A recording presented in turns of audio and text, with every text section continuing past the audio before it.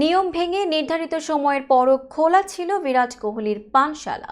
তার উপর বাজানো হয়েছে উচ্চস্বরে গান। অভিযোগ আমলে নিয়ে ভারতীয় ক্রিকেটারের ওয়ান এইট কমিউনের বিরুদ্ধে মামলা করেছে Bengaluru police. One eight commune নামে ভারতে কোহলির একাধিক পানশালা রয়েছে।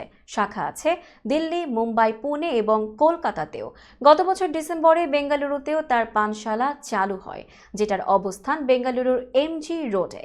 রাত 1টার মধ্যে বেঙ্গালুরুর সব পানশালা বন্ধ করে দেওয়ার নিয়ম থাকলেও কোহলির এই পানশালাটি 1:30টা পর্যন্ত খোলা রাখার অভিযোগ ওঠে।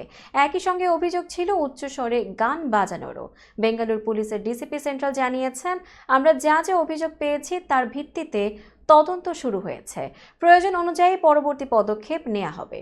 গত বছর কোহলির মুম্বাইয়ের পানশালাটিও বিতর্কে জড়িয়েছিল।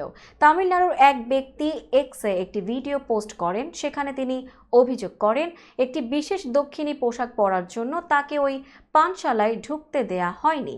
এরপর কপিরাইট লঙ্ঘন করে গান বাজানো নিয়েও বিতর্ক হয়।